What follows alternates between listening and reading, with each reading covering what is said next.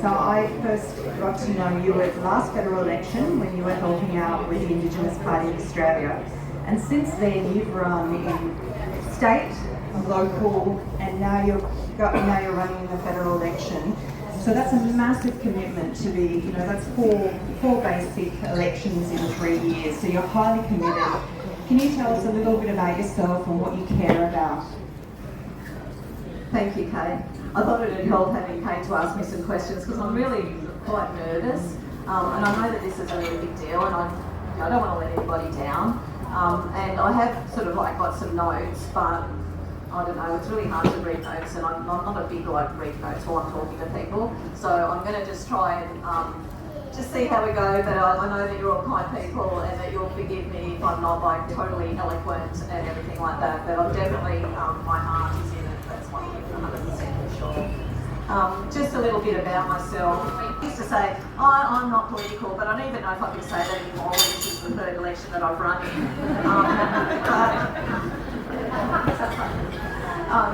So I can't say that I'm not, but there's a reason why I'm political, and it's not to become a political animal, it's not to follow party lines. I'm political because I feel like we're at the stage in Australia's,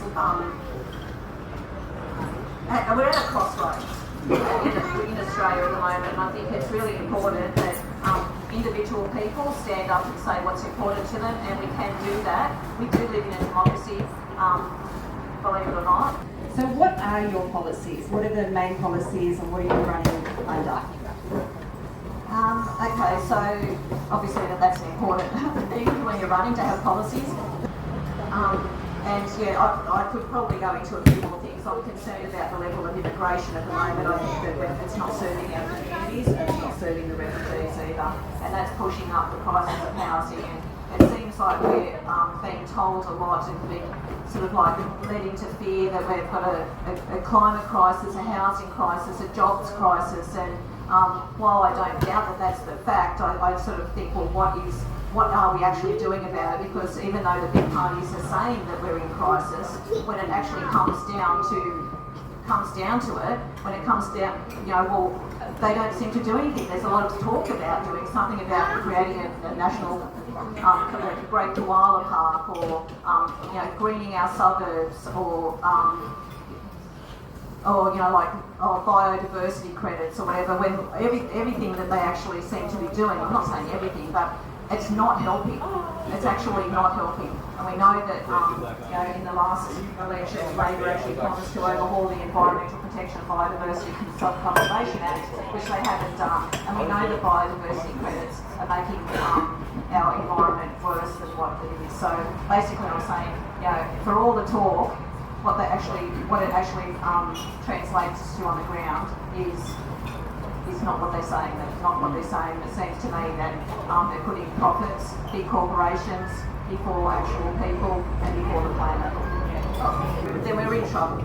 And part of, I'm also standing this time, I want to use this opportunity to talk about how I believe that we really need some sort of healthy environment, healthy food equals healthy community. And under healthy food, I think that we really need to support our small scale farmers. And just to put that in one sentence, I don't know if that's obvious to people why we need to do that, as opposed to huge industrial farming, which is ruining our soil and being food that isn't very healthy.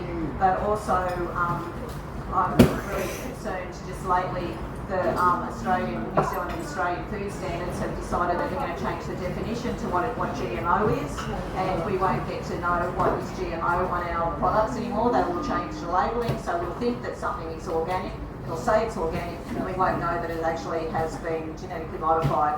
So I think that it's really important for transparency. If you want to eat something that's genetically modified, fine, but I think we need to be advised in what's going into our food. And I believe that if we have a healthy environment, healthy bushland and healthy green spaces and healthy food, then we are going to have a healthy community.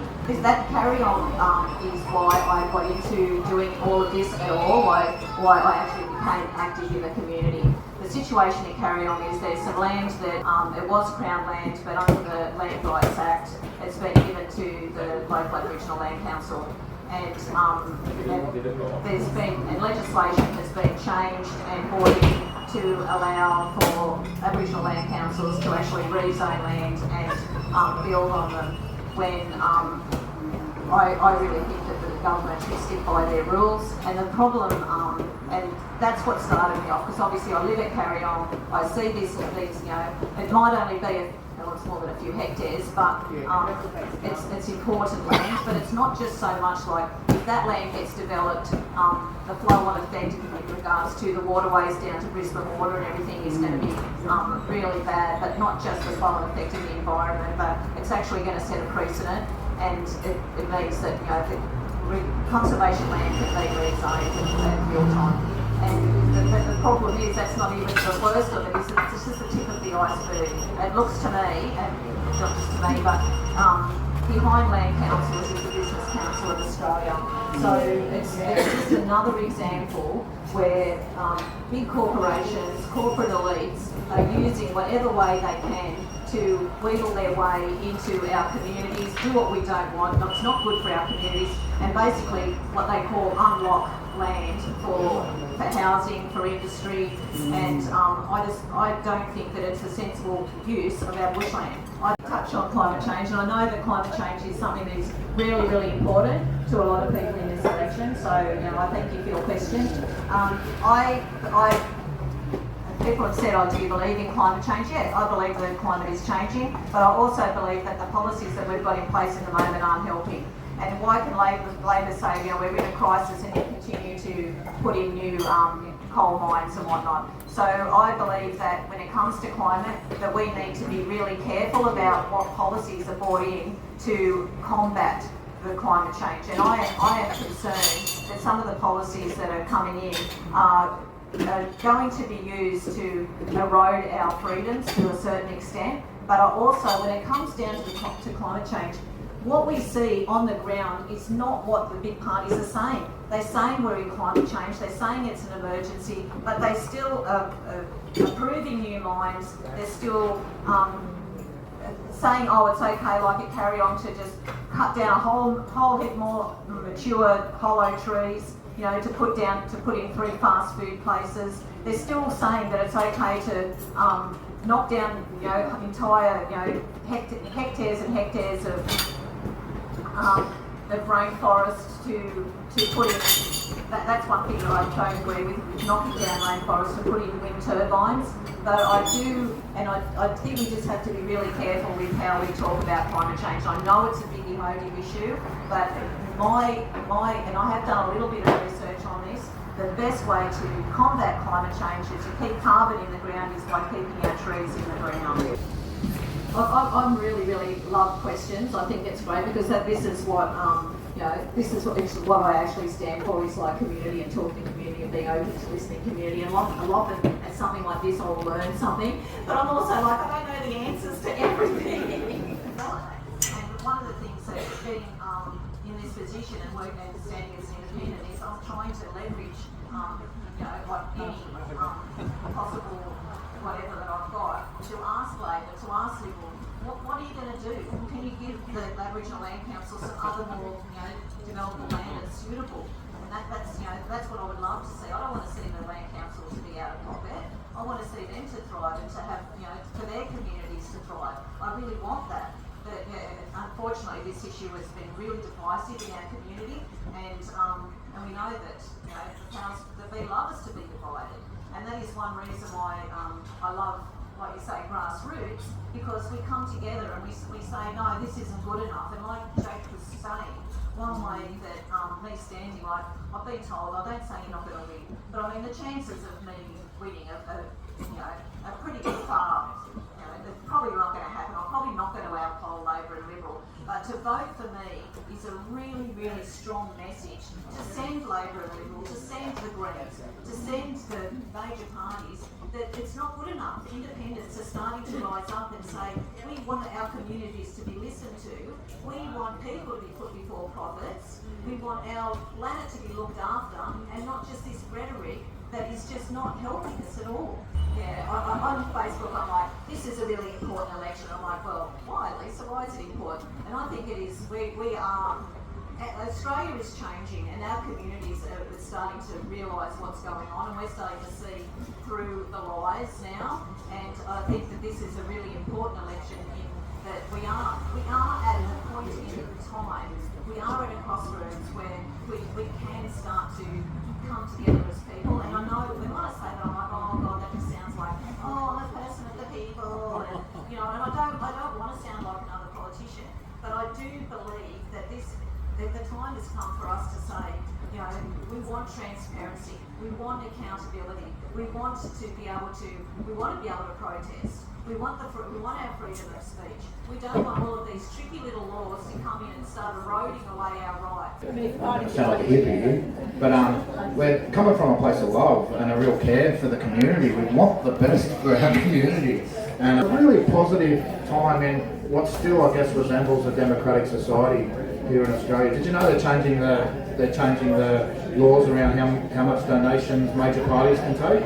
This is kind of our last crack at having a truly democratic process. After this, they're finding ways, and I just did a post on CEA, not CEM, CEA, Coast Environmental Alliance, about how they're changing the laws in the next few elections, so independents won't have as much opportunities as we've got now to be able to really make a difference.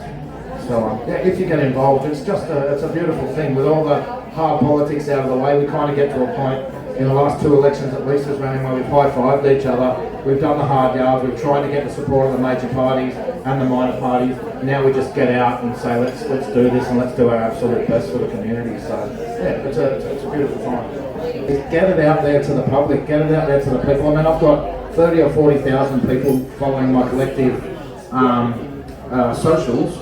So to the crew, like, let's work together. We're really trying to work together. Good on you, look at all these cash. That's the most money I've seen in a long time. Yeah, how to combat it. I suppose that it's doing what I'm doing now, and actually, you know, showing that there are people that are against that.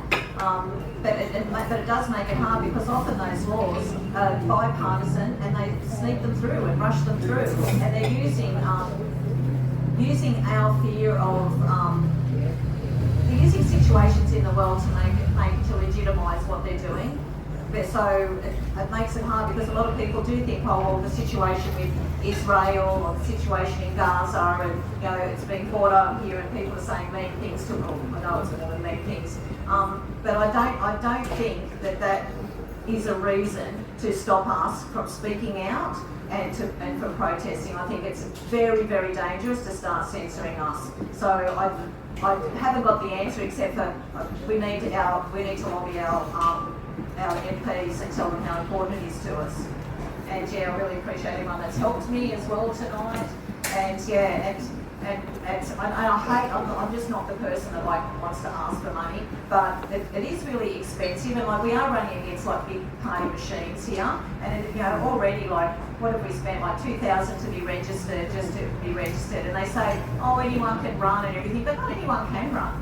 It's expensive to run, and you need a computer, and you need to sort of be semi-computer literate to go for all the loopholes and all the stuff that they want, which is a little bit convoluted sometimes on their website.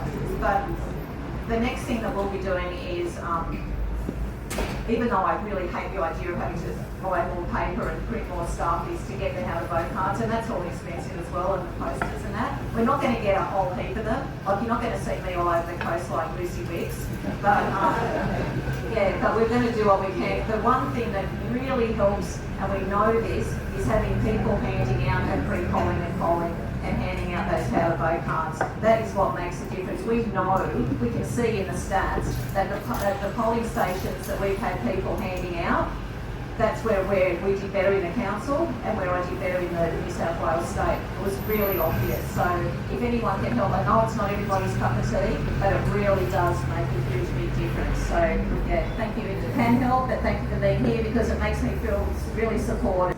And they haven't had a break, they need to go to the toilet, even if you can just go for an hour or two to help out, just to relieve those people, that's really appreciated.